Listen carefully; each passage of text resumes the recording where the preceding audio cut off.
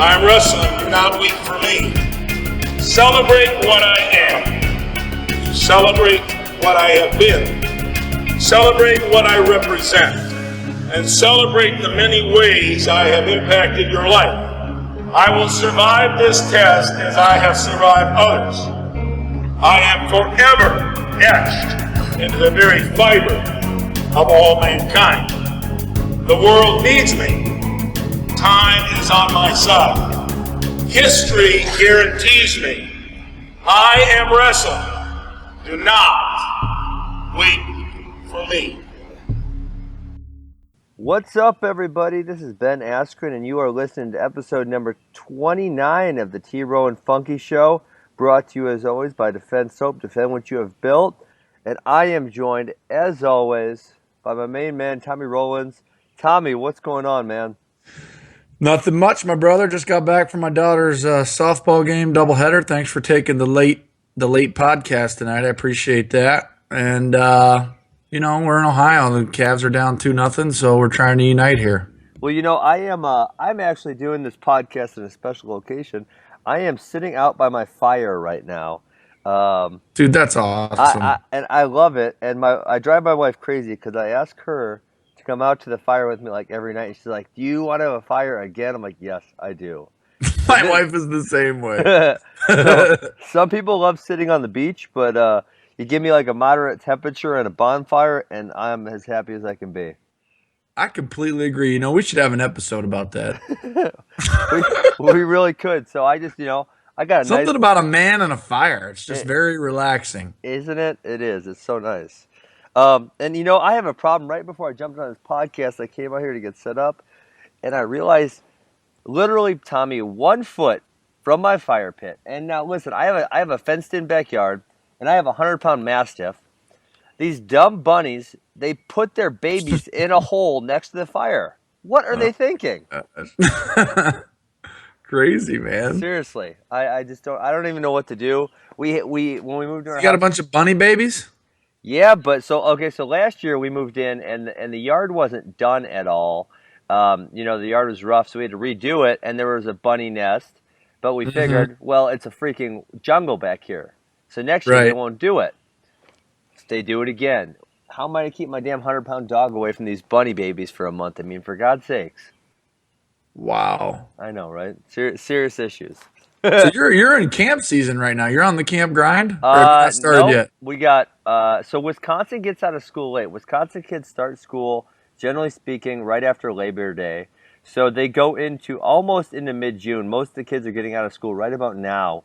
So our camp season will start next Thursday. Would be our first day of camp. So we're excited. Kicking butt. We have 14 camps all in Wisconsin. They sold out?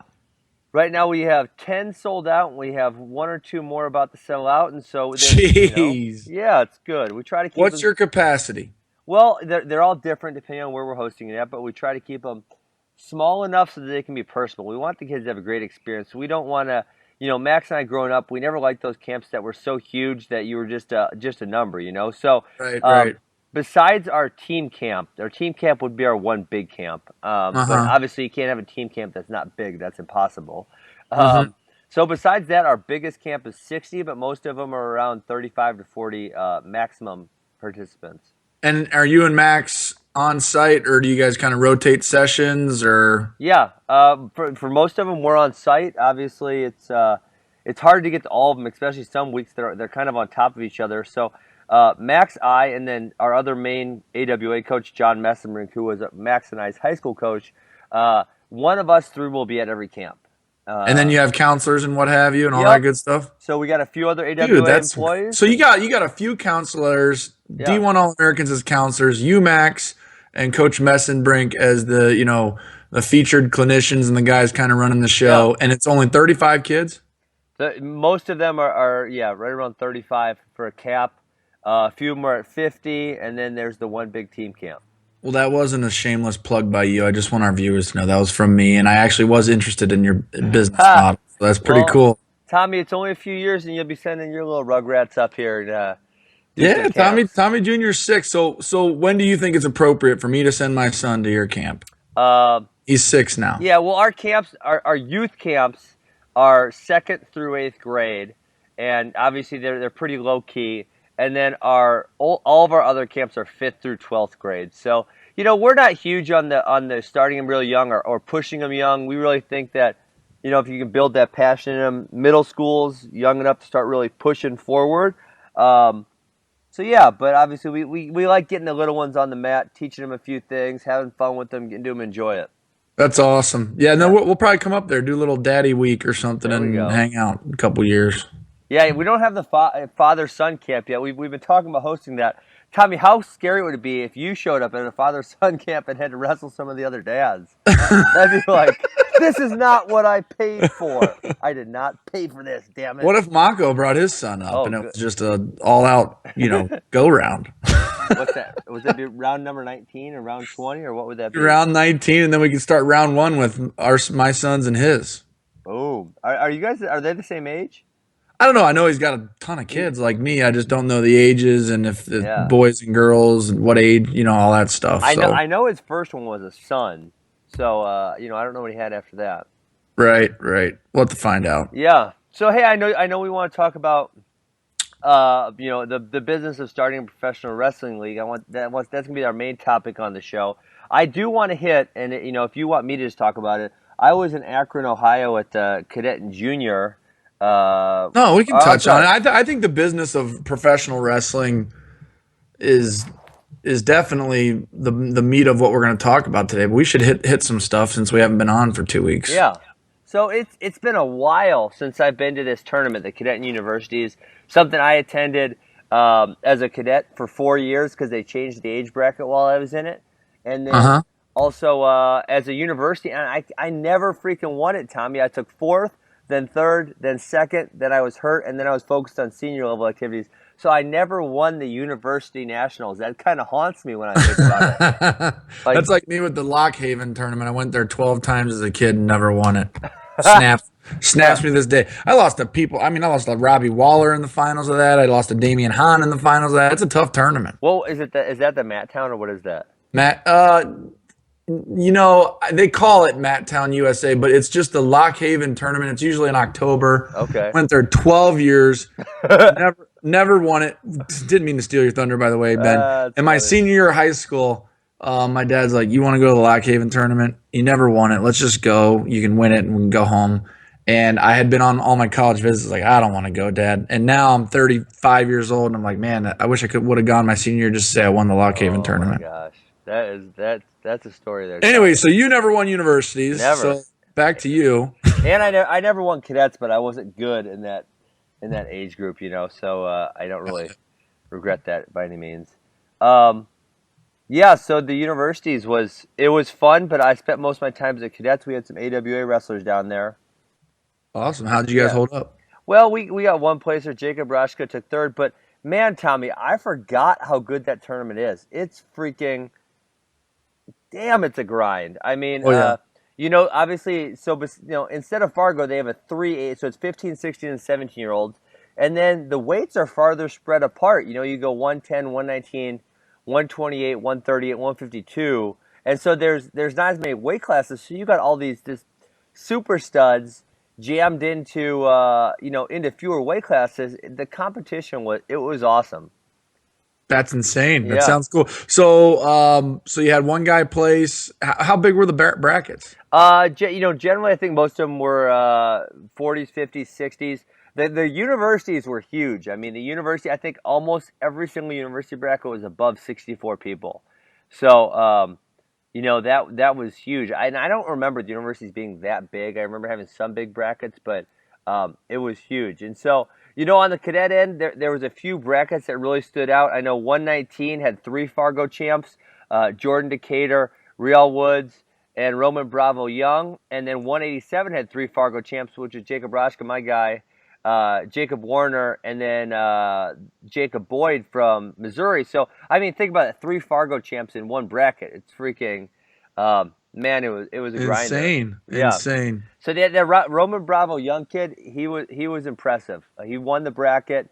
I thought Real Woods did. Shows what I know. Nope. I don't. So Real Woods lost to Decatur in the semis, and then Bravo Young beat kind of beat up on, I would say, to a certain extent.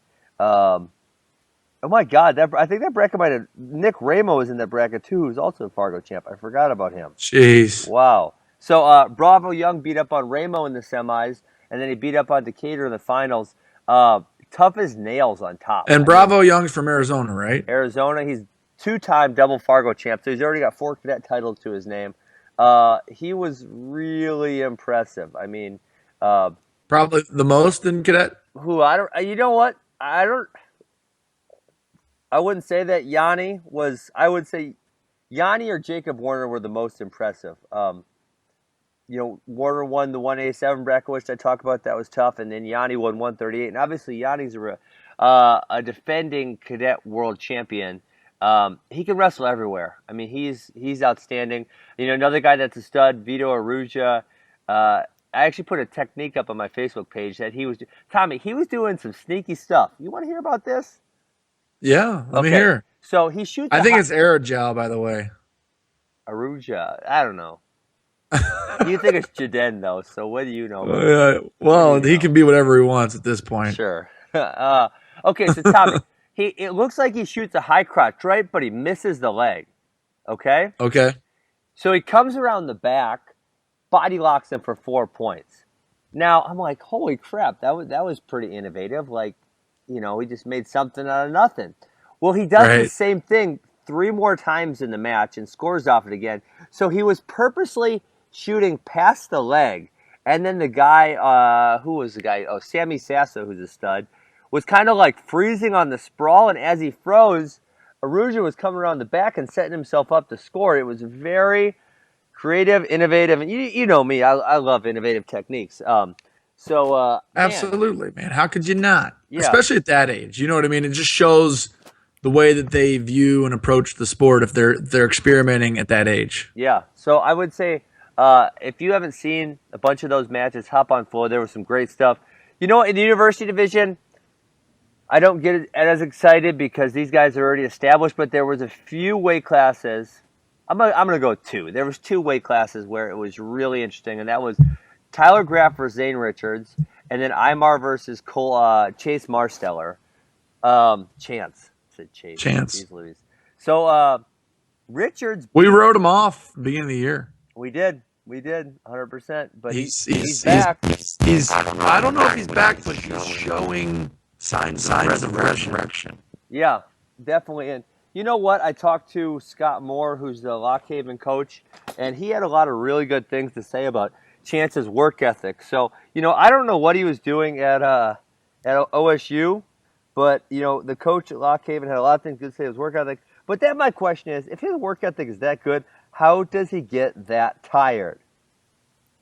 How does it happen? Don't know. How? Well, I mean, a lot of it had to do with the weight cut, don't you think? No, we made weight the day before. Oh, you're talking about at universities. Yes, he made weight 2 days before because he made weight Friday night and he wrestled Imar on Sunday. I mean, listen, Tommy, watch the matches. He was exhausted. I mean, he was gassed. And I know Imar wrestles hard. I get that. I fully get that. But the first match especially, he was tired after the first 3 minutes. I mean, tired to the point where he was a shell of himself, a shell of what he could be. So, I was kind of saying, if you're really working hard, how can you be that bad of shape? I can see being, if your body is maybe more explosive muscle type, it's hard to stay in great shape. But this is bad. I mean, Tommy, you just watch the match. He was so exhausted. It was crazy. It could just be he needs to learn how to wrestle the right style for, not to get too technical, but some guys just get juiced quicker and they got to learn how to wrestle a style where they can burst and relax instead of grind. I don't know. I mean, not sure. Sure.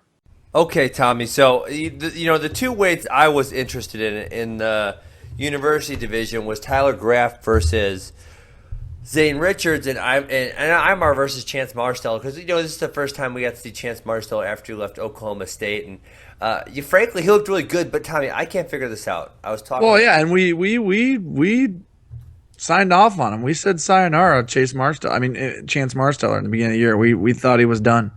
Yeah, you don't see too many comebacks. Like like he's having right now, where you kind of hit some bumps in the road and then bounce back. But Tommy, here's the one thing I got to ask you is, how does he get so tired? You know, I talked to Scott Moore, the Lock Haven coach. He said Chance is in, he's working hard, he's doing good things, but in the first match against Aymar, and I know Aymar brings it hard, but Chance was tired after 3 minutes. I mean, like, not like just a little bit tired. Like, he was exhausted to the point where a lot of the things he was doing in the second period were fairly ineffective. Well, I think you know, and you could look at this a number of different ways, and I don't know the guy personally, but, you know, when you're a horse starting out, like at the high school level, and Chance Marsteller grew before everybody else grew. Yep. You're kind of used to kind of controlling the tempo of the match and controlling the physicalness of the match. And then obviously when that evens out at the collegiate level and then beyond, some guys have a hard time handling somebody giving them the juice back. You know what I mean? And maybe it's something like that. You would think it's weight cutting, but you told me that, you know, they weighed in the night before, so I can't really attribute it to that either. So not really sure, man. Yeah, I don't know what that's about, but I would say Chance technically can wrestle from every position, but he has to figure that piece out because especially for the huge. collegiate level. You could disguise it to some extent, not completely, but to some extent. In the international styles, you can kind of cover it up, but at collegiate, you got no prayer if you can't figure that part out. 100%. And right now, but Scott Moore knows that. He looks like a white or blue belt cardio-wise. I mean, it's bad. He's got to figure it out. Okay, and so the other one is Graf versus Richards. And I'll tell you this. This is going to be mean, but Graf's a choke artist. Oh, my God. End of the day, I mean, you know, he ran through the field, gets to the finals. He should, you know, Richards hasn't done an extensive amount of freestyle. Graf's been on the senior level now for 2 years? Yeah. And he had some big wins. Good. And, you know, so he should run through Zane Richards, and he really finds a way to lose, is the way I see it. And obviously, if you think back to Tyler Graf's NCAA finals, he found a way to lose. He rode Ramos out the first 30 seconds and then freaking did a funk roll from bottom position. The one thing at that point in the match, that's the one thing you don't do. And this is coming from Funky Ben. You don't funk roll. If you just rode the guy out for 30 seconds, you don't roll. You don't. You just keep standing up, get a stall And what was the score with Zane? Shoot, I have to look back, but I know I think he kind of blew him out in the first match. The second match was it was competitive for a while. I'm sorry, Graf was winning for a while, and then Richards came back and won. In the third match, I want to say Richards won. Well, actually, I didn't watch that one because my group left. We left. We had to go home. But I think Richards won decisively. I'm going to look it up for you right now, Tommy. Here we go. So, but yeah, Graf, I don't know, blew it. So, Magaludis is on the team. Gwiazdowski's on the team. McIntosh is on the team. Kyvan Gadsden's on the team. Adam Hall looked fantastic. He just mauled Brandon Sorensen 2 in a row. I didn't even know he could still be university age. Yeah, when did he graduate? Listen, that's what I said. He's 2010 he graduated, Tommy. Yeah, so how did he So I guess they extended it up to... Because I made the university team 1 year out of college, and I went to college for 5 years. So I know that there's a little bit of flexibility there, but I thought that was like the last chance. Well, so I guess they extended it to 28, and he was in some graduate classes of some sort last year, so he was That basically eligible. means JV Worlds. I mean, really, I'm 28. You know, some guys are. I was done with my wrestling career by 28. A lot of. I don't mean JV derogatorily. I was just shooting from the hip there. But anyways. Well, I said something mean. You can say something mean too if you want. Well, I wrestled the University Worlds. I won the University Worlds. I was proud of that. But I'm just saying, it's if it's 28 and under, that's basically the senior level guys. Okay, so Graf wins 10-0 the first match. Richards wins 11-11 the second match, and then Richards wins 4-2 the third match. Wow. Yeah, wild one, right? Pretty interesting. Yeah, for sure. So, so that was a fun tournament. I'm excited to go back next year. You know, I know my guys were younger. They're excited. They loved it. They love seeing the college guys. So they're pumped to go back. I will be there. Well, next year, let's make some plans. I don't like Akron, though. Why is it in Akron? Can it move? Yeah, I'm in. I mean, I'm from Ohio, and I don't like Akron. Akron doesn't even have wrestling. Oh, I know, exactly. How do you think it got there? No idea. No idea. No, I got to give USA Ohio some credit. The USA Ohio Wrestling, they're a very organized group. So if they were behind it, I mean, that might have something to do with it. But maybe they could have it in Columbus or something. You know what I mean? I would love that. Yeah, That'd be nice. I was not impressed by the scenery of Akron. Well, yeah, I should have told you about this Italian. I can't believe you didn't tell me you were in Akron until the day you were in Akron. Well, Hey, I'm in Akron. What are you up to? I'm busy. it's Akron. No one, like I said, no one's excited about Akron. Right. I tell you, Tommy, though, you know what the gimmick was in Akron that was pissing me off? There was so many coffee shops listed on my maps, and I would go there, and then it would just be non-existent. There'd be nothing there. I'd be like, what the... I can't cuss on this. I don't want to cuss on this show. We're family-friendly entertainment. But, Tommy, it happened 4 times. 4 times. Like, what the hell, Akron? Where'd you stay? So we got a home away. Christian Piles came Awesome. over and Doing visited. VRBO tomorrow night in Nashville, Tennessee. It's awesome. So we had what 9 people staying there. It cost $520 for both nights. So you're looking at we would have had to get 3 to 4 hotel rooms to sleep comfortably in. We got to stay in a home away. Very nice. Recommend it. I told Piles is going to try to steal my space for next year because he was hanging out with the biker gang at the freaking Red Roof, smoking some doobies probably. So he's going to try to steal my place next year, but Piles, I got it on lock, baby. There you go, man. Love it. All right, so that's Akron. We got the World Cup this weekend. That'll be fun. Excited for that. Really excited for and it's it. live on Flow, so I'm going to try to. I don't got much going on this weekend, so I will definitely be trying to watch a decent amount of that. I don't know if you got 4 kids, so you probably have no free time ever.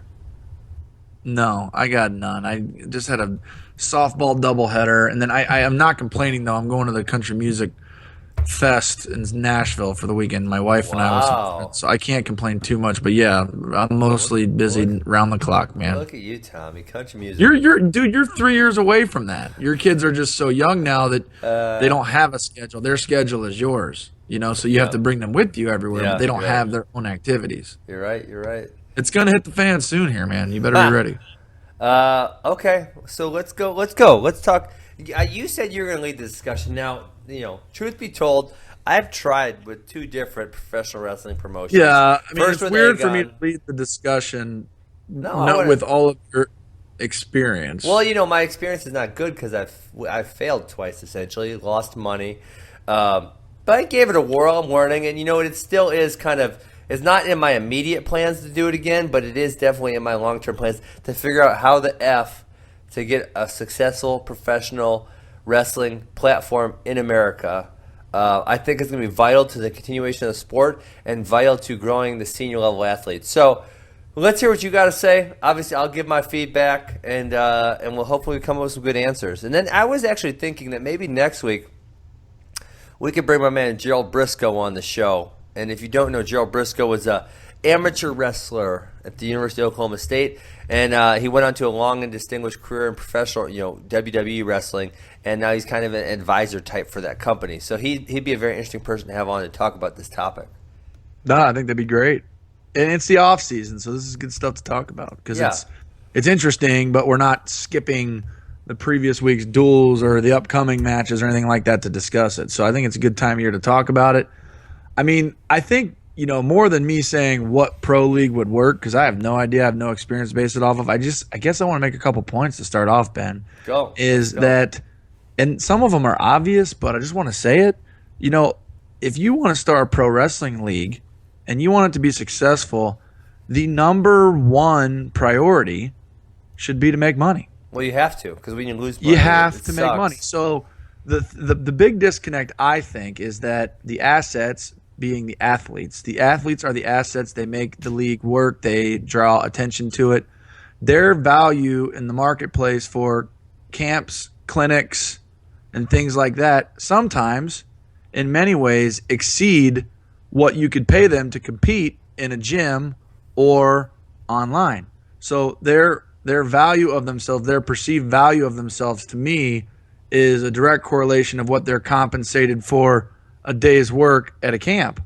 But you know what? Some people would pay $100 to have Logan Stieber teach for 2-hour sessions in a day, and you can get 100 people to come. Bing, bang, boom. You give the host clinician $3,000, you make $7,000, and you're on your way. But Yep. those same people won't pay $100 to watch Logan Stieber tech fall some guy. Nope. And so if the athletes really truly want to be compensated their market value is what people are willing to pay. Yeah, and obviously, in my experience, so I'll just go from Aegon. They threw a lot of money at it right away, and they lost a lot of money really fast, and and they thought that was the way to go. And I'll tell you, they threw me a big number at Aegon 1, and I would have wrestled for significantly less because I see the value in what they're doing, and I love the sport, obviously. But you're the exception. I not might be the the bullpen, exception. because I think that you and I'm crediting you. You see the big picture. So I think that we can't take your opinion and say that all athletes think that way. Well, yeah, and so that was going to lead me to my next point. In Flow Season 1, FPL, the program I pitched Martin on was a more restricted budget, because if we don't lose that much money, then we'll be able to last a little longer, and then eventually I think build a following and then have something. And I'll tell you, Martin wanted the stars, and I had a very hard time getting the stars because we don't have a lot of stars in America, right? In wrestling, probably 10 that are real stars. Maybe that's over exaggerated. Maybe there's only really 5 stars. But for the amount of money I was offering, they just, like you said, they weren't really that interested, and they thought it was too low. But I said, hey, this is the budget I promised Martin. This is the budget I have to stick to, and I'm sorry, but if we can make it 1 or 2 or 3 years down the road and I can pay you more money, I would love. There's nothing more I would love than to pay you, Of course. more money. So they just if they want it to work, and they might not want it to work, but it's they're going to be paid less to put it all on the line, way less than what they would be paid to teach a single leg, and because there's more value in teaching a single leg for 4 hours to 100 kids than 100 kids watching you crush somebody. Yeah. And so I guess the point I'm getting at is that your market value is what people are willing to pay you to do something. And that's that. That's just it, and most people are going to pay you. They want to turn a profit. They want to, or at least break even. And so if you're going to start a pro league, the bottom line has got to be the driving factor. Maybe not in the first event or even the first year, but ultimately you're building this business. It's a for-profit business. It needs to yield, dividends for the shareholders or shareholder eventually. That is what happens in business. That's what happens in commerce. And so, I'm not getting to the punchline of my plan because my plan's not that detailed. But that's the premise, and I think that if you were involved in a league, if you were starting a little mini league, that would need to be the discussion with the athletes. Is like, I'm going to pay you what I think I can pay you and still, break even this year, or lose a little bit so that I have a platform to make money next year. But I'm not slapping you in the face by offering you 3 to show and 3 to win, or maybe it's less than that, maybe it's more than that. I don't know. Yeah, but so one of the other issues I ran into in my time at FPL trying to get people to sign up was, it's just not high on their priority list. In addition to the money thing, is that they have this USA Wrestling schedule, and they see that as important. And so I'll give you for example, and I won't tell you the name here, but I was trying to get someone to do a match, and I said, I'll give you $1,500 flat, right? And they said, well, I have to wrestle in Dave Schultz. And I said, well, if you win the Dave Schultz, you win $1,500. Like, that's your prize money. I know that because I won it a few years ago. Listen, here you come here, you get it guaranteed. You win, lose, or draw, you got one match, you get $1,500. If you win the Schultz, you get $1,500. But I couldn't convince this person that they should do an FPL match because this person valued the tournament and the experience they were going to get at the Dave Schultz more than the pro league. So that's another. Obviously, the money thing is one issue, but then also finding time. They feel that it is possibly, depending on scheduling and who they're going to wrestle and what the dynamics are, that it would be a distraction or it would deter from their training regimen. Yeah, 100%. And so they put more value in those USA Wrestling events or the international tours put way more value in that. So, and this is a thing where I think you're going to have to get a handful of like-minded people involved, so they kind of build up the value themselves, and then it's going to take 2 or 3 or 4 or 5 years, right, to get. I mean, if you look at a similar business, the UFC started in '93 and lost millions of dollars until it was bought by the Fertittas in 2002. They bought it for 2, and that's they put tens of millions, 40 million. I think 40 roughly, yeah. So they're like 44 million in debt. They're ready to pull the plug, and then the Ultimate Fighter happens, and it was the tipping point financially for the organization. Yeah, and so really, but then even then when they buy it in '02, so the business has been around 9 years. When they buy it in '02, they still struggle. And I think it's 05, 06, I believe, is when Tough hit and then they started to pop. But I mean, so we're talking 13, 14 years down the road before the UFC makes it, right? And right. I know Bellator, being around, I know Bellator is very much the same story. They lost. I was there in those first years. There was in a few of the shows there was like 300 people in the stands, right? Right. And we were and I know that it was a pay buy. You know what a pay buy is when No. you actually pay the channel to be on. So they were paying Fox Sports to be on that channel. Amazing. I mean, World Series of Poker did the same thing way back when. They paid to have their airtime until they proved they could get the ratings, and then obviously ESPN paid them. But so they're betting on themselves. But I mean, which is pretty cool. It's pretty freaking cool. But so that's business, man. That's just freaking. I like that. That stuff motivates me. I like hearing those stories. Yeah. So I mean, so whether it's UFC or Bellator, it took years for them to be profitable. So a wrestling business is not going to be profitable, and obviously in the 2 experiences I had, it was not profitable in year 1, right? It's going to take a few years for the branding and everything else to catch on. So Tommy, I'm going to pitch you. Since we're on this topic, I've had to say no. I like it this way as opposed to just talking about a specific plan. Let's just talk about. Well, I want to tell you my specific plan. I want you to tell me what you think. Okay. Ready? I'm ready, man. Okay. I think you do a team, and I think Willie's talked about this a little bit. Kyle Dake might have mentioned something, but I had talked to Chael about this plan maybe in February or March. I think you have a team format based on the regional training sites. So I think, and then you start the first season, you do it in the fall, so you're right after the World Championships before all the important fall tours kick off, right? You do an 8-team league. Two leagues of 4. You wrestle a round robin. You wrestle 2 out of the 4 teams from the other league. So you got 5 matches. Whoever's got the best record wrestles in the Super Bowl, right, or whatever the hell you call it. Mm-hmm. And so, I think right away you could do like Minnesota could put a pretty good team together. Iowa could. Nebraska could. And probably Northwestern or Illinois. Or maybe they combine to make an Illinois team, right?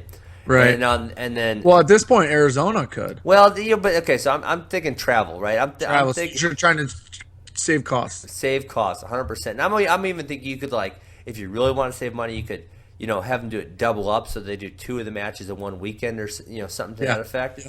Yeah. And then you go on the other side of that, and then you got Michigan's got a good RTC, Ohio State's got a good RTC, Penn State's got a good RTC. And Cornell's got a good RTC, right? So there's 4 good ones right there. Uh-huh. So you go 4 and 4. You got 2 leagues of 4. So the guys are going to get 6 matches, and maybe you do it over the course of a month or 6 weeks. Mm-hmm. And you do a winner, and I think production has to be a huge part of it. And then obviously, I would say, and I could be biased, I think flow 100% has to be involved. I think that the pro league in wrestling, if and when it becomes successful, it will be born from the streaming, not from television. Well, that's where everything's going. I mean, exactly. Those huge statistics about ESPN came out. They've just lost millions of viewers. And then Netflix, I can't remember. I just saw the stat on Netflix this morning. How many? They've tripled. It's something insane, Tommy. It's 30 million to 75 million since they started doing original live streaming of their own shows. Right. I mean, so obviously, internet streaming is where it's at. Everything's going to go there in 5 to 10 years. Uh-huh. I mean, we're not far away.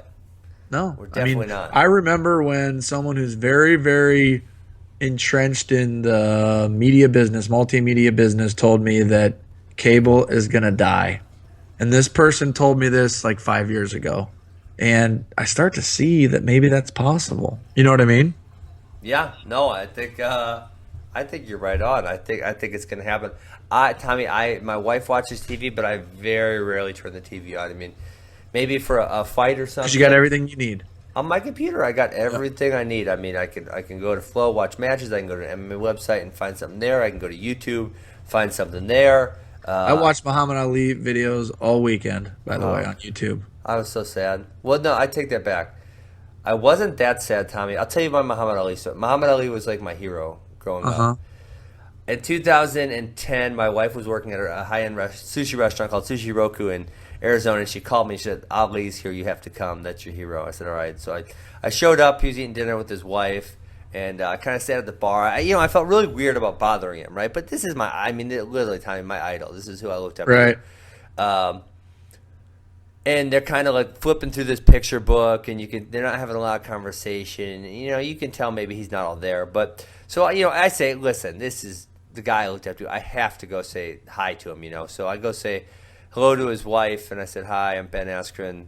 I've looked up to Muhammad Ali since I've been freaking 10 years old. I made the Olympics, blah blah blah blah blah." Right. And Ali's kind of looking at me, and Tommy, I'll tell you, there wasn't a lot there. Just looking at his eyes, And I just had my grandfather actually had Parkinson's or a form of Parkinson's. So you're familiar with it. So I'm familiar with it, and really for the last 10 years and the last 5 years, he didn't know. He no idea who I was, not a clue. Didn't know where he was, Right. And so he passed a year ago. So it was almost like a relief. Just like, okay, now you can be at peace, Right, kind of right. thing. And so that's kind of I feel like probably, and I think one of his daughters said that it's like finally he can be at peace.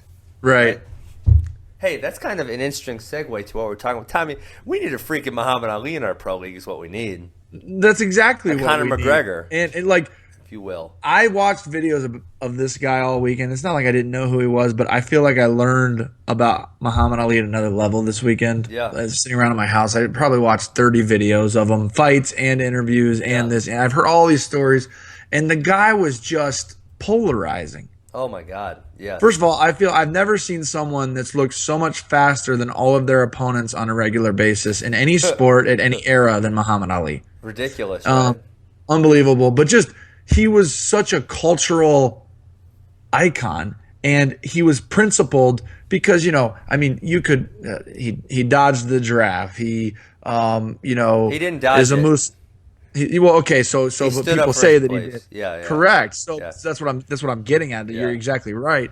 He's a Muslim, which is kind of not taboo, but it's not as common in the U.S. as it is Christianity is. Especially in So the this 60s. guy he's a lot of things that America is not on paper, but he is so American because this guy is one of the most principled people that I've ever listened to in my life. And I didn't agree with everything that he said, but I love his conviction, and he's just a real guy. Yeah, I mean, the thing about the draft is that if he just says, "Yeah, I'll go," "Yeah, I will enlist," they're going to give him the Joe Louis treatment. He's going to go around, sign some autographs, shake some hands, and they're going to let him continue his career as is, right? And whether you said, whether you agree with what his principles are or not, he lost 3.5 years of the best time of his career, making $1 million. And all you had to do is say, "Yeah, I'll go to the draft." And then they say, "Okay, shake some hands, sign Exactly some right. autographs, and you can continue your career, no big deal," right? But he gives it up because that's what he believes in, and you got to respect that. You have to respect someone who's willing to sacrifice everything they have for what they believe in. You got to respect Absolutely. it. The way that he talked about civil rights was fiery and real, and I enjoyed listening to the guy. I enjoy watching him fight. Obviously, that's what he's known for in terms of that's what got him to the platform that he had. But the man was real. I mean, that's a real dude. When you listen to him, he's real, and I really admire that about him. Yeah, 100%. I can't believe we went from talking about a pro wrestling league to Muhammad Ali tribute. We could get back to no one made $1 million in boxing until Muhammad Ali. He changed the sport forever. He changed sports forever. Yeah, he changed sports. I mean, just the way people did interviews, the way the media interacted. There's a really great book about how him and Howard Cosell interacted. It's fantastic. You should check it out. I'm more than happy to read it. Yeah. Do you know you probably know this because he's your hero, but the story, What's My Name story? Oh God, yeah, Incredible. Cleveland Williams, right? I believe Ernie Terrell. I think there's two of them. Houston, and yeah, so he switches his name to Muhammad Ali, and Ernie Terrell finds out that if you call him Cassius Clay, he doesn't like it. So throughout the whole fight promotion, he's calling him Cassius Clay. Muhammad Ali's like, you gotta say my name, and he's like, I'm gonna call you Cassius Clay. I'm gonna call you Cassius Clay. Your name is Cassius Clay. It ain't Muhammad Ali. And at the very last press conference, Muhammad Ali said, I'm going to get you you're going to say my name by the end of this fight. And this is like factual information. Hundreds of people can attest to this that were ringside. They said he said what he would punch Ernie Terrell and he'd say, what's my name? And he said it over 300 times in the fight. And then in like the 12th round, Ernie Terrell was getting ready to go down on the ropes, and Muhammad Ali lifted him up and said, you're going to go down when I'm ready to take you down. And he said, what's my name? And he kept hitting him in the face, and he would never say it. And then in the final round, he said, Muhammad Ali, you're Muhammad Ali. I was like, that is a freaking insane story. Brutal, right? Unbelievable. I mean, that's a competitor. You know what I mean? Yeah. And it was all about respect for him. 100%. Yeah, that's a wild story. I mean, the furor that drove. I mean, when he chose to change his name and become a Muslim. I mean, that was like in the '60s, in America, and then just I mean, not only that, but a black man just standing up for himself and speaking out in America in the '60s. I mean, my God. Ben, there's this interview, and like I said, I don't necessarily agree with everything that he says. But I also don't disagree, if that makes any sense. I get you. He's just I just respect his principled manner, and it's authentic and it's real, and I can tell that the guy means business. But people are asking him why he's not gonna fight in Vietnam. He's like, why would I go shoot up and murder some people that have never opposed me? They've never taken food out of my mouth. They've never done this. They've never done that. And then this white reporter kept grilling him. He said, you're my opposer. You're my opposer when I want justice. You're my opposer when I want freedom. You're my opposer when I want a job. You're my opposer when I want to get to the front of the bus. And he's saying it with this fire. And it's like, this is a black man in the 60s. Yeah. This is not today. This is a black man in the 60s, and he's just telling people like it is in ways that I guess I just never really heard that at that time when I watched these videos. And I just really respected how he was about that stuff.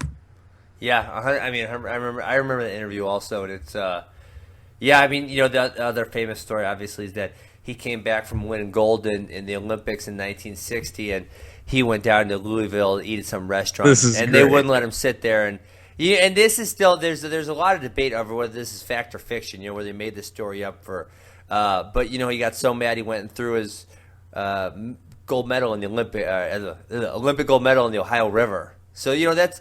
And he is right. In the '60s, the racism was off the chart. It was ridiculous. It's almost hard to believe that was like 2 generations ago. I mean, our parents grew up in that. No kidding. And obviously, unbelievable. Not saying that racism doesn't exist in America today, but we've came a long way since the '60s. I mean, that was some tough times right there.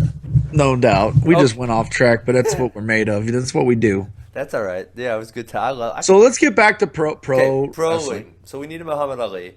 So I'll tell you what you need. You need buy-in from the athletes. You need buy-in from. I've thought about this. I'm just gonna put my ideas out there. You know who I love besides Muhammad Ali? A guy named Elon Musk. You know who that is?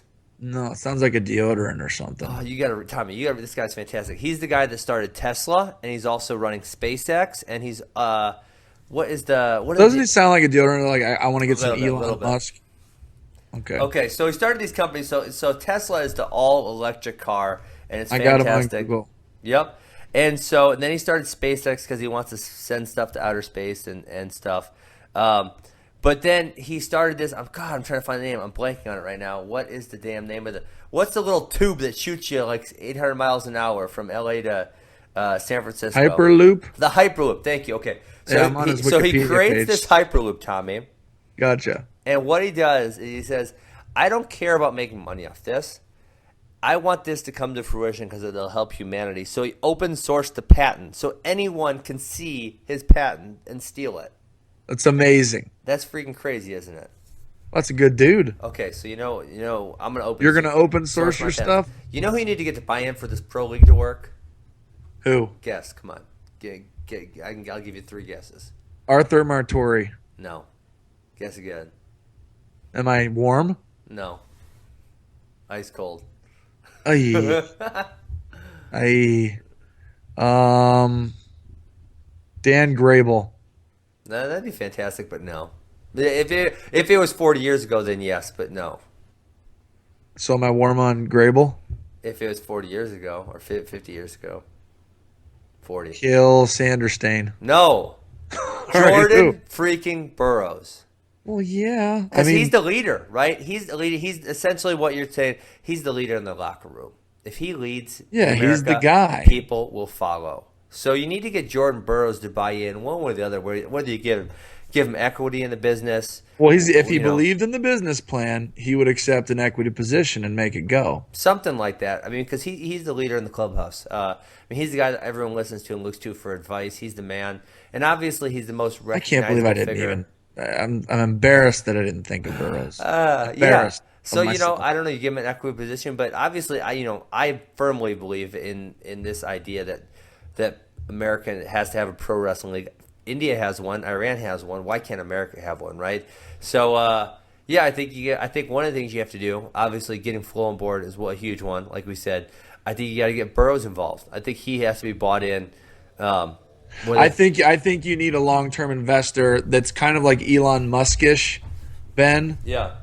That maybe thinks like you but has Elon Musk money, if that makes any sense. I don't have Elon Musk money. You know what else about Elon Musk while we're talking about great Americans? 12.3 bill. I'm Okay. seeing that.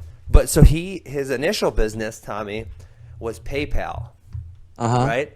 And he sold out, and I want to say he made $250 million. And usually when someone at that point is, they go get investments from other places, right? He put all of his money into Tesla and SpaceX to the point where there was a point where everyone thought he was just going to crash and go bankrupt. And I think it was the 4th time they tried to launch. So the thing with his rockets is they can launch and land so he can use them more than once. And the first 3 crashed.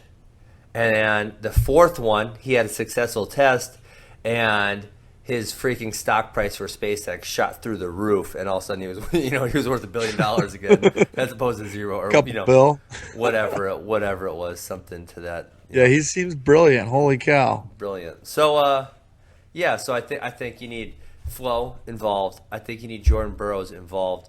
And then the other thing, and hopefully we can talk to Jerry Briscoe about this next week. I'm gonna By the way, I haven't said this, but I like everything you're saying. Sweet. I completely support it, yeah. So maybe someone listens to this and we get an I can't find anything to argue with you about, so I feel bad about that. We need wrestlers to have personalities and do a little trash talking. And Tommy, we do. I tried to get them. Listen, when I wrestled Quentin Wright at Egg on One, I tried to get him to talk trash with me. And to be fair, Ben, I think he tried. No. I was throwing him softballs, and then I told him when I saw him out at Egg on, I said, "Listen, kid, when I throw you a softball, you hit it out of the freaking park." Because I was sending him tweets to where I left myself pretty open to him smashing me, Because I thought that would make people pay attention, right? But he wouldn't take any of the bait, and so. I think you need, and that's what obviously one of the things WWE does is they teach these guys to speak, and they're all amazing, fantastic speakers, and that draws the audience in. I mean, I was just talking to I was on my MMA podcast talking about freaking my wife watching The Bachelor and how that show getting millions and millions and millions of viewers every week is blows my mind. It's a garbage. Every time I walk in and I see 3 minutes of it, I'm like, this show disgusts me. But there's something people love about gossip, about drama, and that's what you can create through a microphone. No doubt. No doubt. Maybe we bring Jerry Briscoe in to teach people. But the wrestlers got to be a little okay with saying, listen, I get it. And that's even, me. I'll open the book right here. I play a personality in certain times of my MMA career. And if you catch me at the Wrestling Academy, I'm a completely different person. I don't act like that at all. But I understand what makes people pissed or what makes people feel certain emotions to where they're going to say, I want to see that guy get his ass kicked. And that's Right. why they tune in to watch, because they want to see me get my ass kicked. And I'm okay with that, because whether they tune in to see you win or whether they tune in to see you lose, the fact is they're tuning in, and that's what makes the promotion go.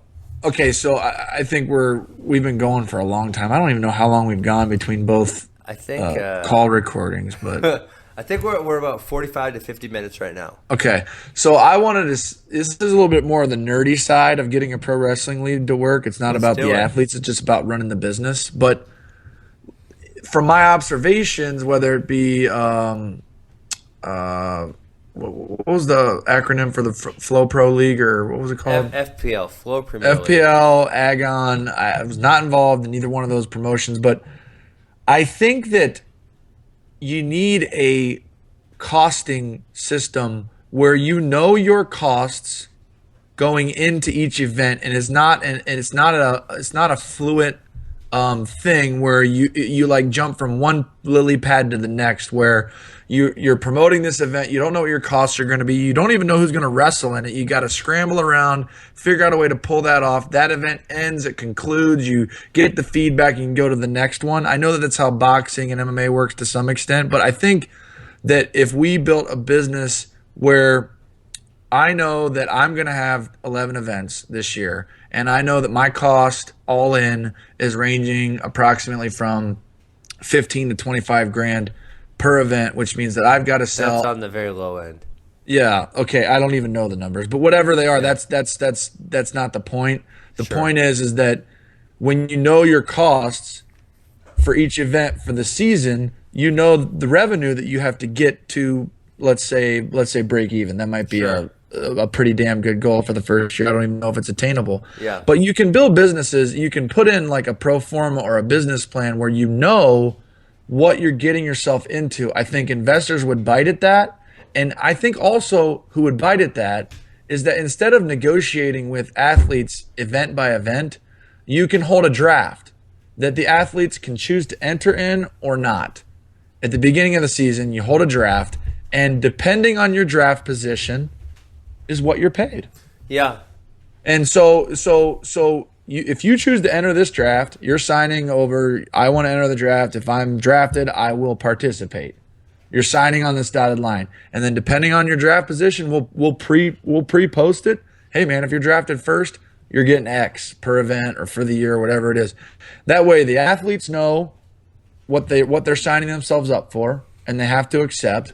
And then the promotion, the people running the business, they know, all right, we're all in for 1.3 million this season, which means that we've got to get 1.3 million in sales. How do we do that? And if we don't do it, okay, so realistically we can only get 600,000 in sales. That means that we'll be 700 in the hole going into year 2. Let's put a 5-year plan together. Let's go to all the biggest and baddest wealthy people that attribute wrestling to their success and get them to buy into this for 5 years. And they're kind of Elon Musk style, open source. Let's make this thing work. Let's monetize wrestling for the first time ever. Really? Sure. Yeah. I love it. You know, a couple more things. While we're nailing this down, we're kind of writing a business plan here on our podcast. Open source. Open Elon source Musk. my code. This is like the hyperloop of pro wrestling. Sure.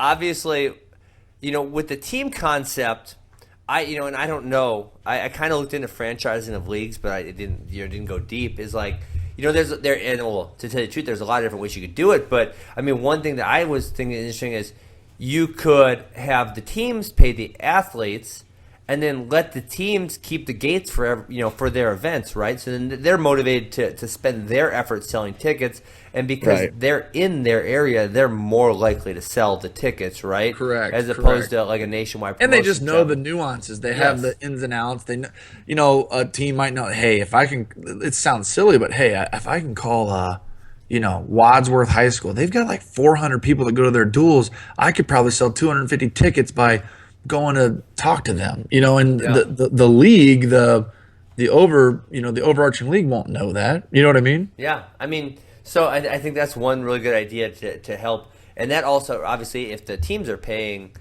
right, if the teams are paying the athletes, then that takes some of the burden off of the league. The other thing there is, if you get a couple sponsorships, do you get a sponsor that covers the whole league, or do you let the teams get their own sponsors? I would say, I don't know how much you're going to get from a sponsor to cover the whole league, and obviously you could do them in different categories, but and maybe you could do some of both, so that way if, maybe just this team, maybe the Finger Lakes Training Center has someone big that supports them and they want to put their business logo on the singlets, they can do that. Right? Well, I wouldn't do singlets. I would do fight shorts, compression top, future wrestling. So I think that's a couple interesting thoughts on if the team aspect. And I was obviously kind of against the team thing when I ran FPL. I thought the individual thing was the way to do it. Obviously that's been tried a few times, hasn't worked. I'm for giving the team thing a run right now. I think that's probably the next one. Hell, like my wrestling, Tommy, this is why I sucked for a while before I got good, because I just kept throwing shit at the wall, and something's going to stick eventually if you try enough times. I do believe it's going to happen. I can't say it's going to happen next year. It probably won't. I believe in my lifetime it's going to happen, because you think about it. Let's just break it down, Ben. I mean, on Facebook, when you post your technique videos, sometimes you get over 100,000 views. Yeah. Now you're not charging anybody for those views, but is it unrealistic to think that we can stream a dual meet with America's best athletes and get 10,000 people to pay $10? To me, that is practical. I don't know how to do it tomorrow, but that is very practical. I'm sure it's been done on certain events with Flow Wrestling. I'm sure it's been done. Yeah. And so how do we consolidate all of that stuff that we've already done in wrestling into one monetized, profit-generating league for our athletes, for our fans? I think it's going to be done in my lifetime. I really believe that. And the other thing that's on our side, obviously, is that I don't know if you know this fact, but do you know what the most valuable thing on earth today is? Time. No. Well, yes, but no. I was right, by the way. That's absolutely the most true. valuable thing on planet Earth today is live sports content. Everyone else TiVos everything, Tommy, but right. people watch sports live. And so which means, obviously, because they're watching it live, they have to watch the commercials. Advertisers are happy with that. That's what they want. So the most valuable thing on the planet today is sports. I mean, I'm just looking right now. National Football League, $13 billion. Major League Baseball, $9.5 billion. Premier League Soccer, $3.4 billion. National Basketball League, $4.8 billion. National Hockey League, $3.7 billion, right? And then there's all these soccer leagues, which if I just listed them off, you wouldn't know what the hell they were. Worth billions of dollars. Yeah. UFC $4 billion, or at least $3 billion, right? At least $3 billion. Well, someone's bidding on them. So right. They're a private entity, so they don't have to. Their numbers are not actually on this list I'm looking at right now, because I don't believe they released their numbers. Right. So so I think that's on our side. So I think we had a lot of good ideas here. I want to get Jerry Briscoe, and maybe he could even possibly take us through the history of how the WWE became what it is today, because it wasn't always that way. And if you go far enough back, it was all one, right? When you go far enough back, it was catch as catch can, which means George Hackenschmidt and the freaking Russian Lion, and you get 2 submissions or you get 2 pins and the match is over. Right. And then obviously sometime in the 40s, I believe, they start diverging to where the pro leagues they have the real match. So they have a real match, but it's done backstage. And so the winner is picked by who wins the real match backstage. It's kind of cool. And then they go out and they hype it up a little bit, since the winner's already been picked. They play it up, and then obviously that goes more and more and more. And then obviously now today they have predetermined outcomes. But you look at freaking WrestleMania makes $20 million in one weekend. Wrestling, there's not a wrestling. If you add up all the wrestling events in the history of the world, including the NCAA tournament, I don't know if they made $20 million. Right. No, I'm with you. And the other point I wanted to make is that since we're starting from scratch, like we're taking 2 sticks and rubbing them together and making a fire, like that's what we're doing. Yeah. It's got to be a slow and steady drip. It can't be something where you sell to investors or you even sell to the athletes or the community that it's going to be this amazing promotion, kind of like Real Pro Wrestling was. We are going to drip this into the wrestling community for 5 years before we say it's a success or a failure. Yeah. So that means after year one, you know, we know 20% of the story, and that's what the people. If and when this does work, I feel like the people that are a part of it are going to have that mentality. Yeah. They're going to have that type of time. They're going to have that type of investment, whether it be emotional or money, whatever. They're going to have that type of passion to see it through, because I think that's how it'll end up working. You know what I mean? 100%. Yeah, I agree. So I think we discussed a lot of good things. Jordan Burroughs, let's get you on board, man. Let's do it. Completely agree with that. If you're an investor, call Tommy RI. Our numbers are not hard to Open find. source. It's Elon Musk Pro League. And if you want to do this, if someone out there wants to run a pro league, freaking go for it. I don't give a damn. Listen, Tommy, I don't care if I ever make a cent off a pro league in America. If there is a pro league in America that's successful, that's running, and that's paying athletes, I'm happy. I don't care if I make a dime or not. It's true. I mean, there's for-profit businesses in wrestling. In fact, I'm involved in one, but there's never been a for-profit business in wrestling from people wrestling, which is it's the sport. The sport itself has never made money, and it would be monumental. It would change the complexion of the sport in ways that we wouldn't be able to dream of. It would change it. So exactly in ways we wouldn't be able to. I'm not going to try to describe the ways it would change the sport, because you're right. It would change it in ways we can't dream of. Correct. It'd be incredible.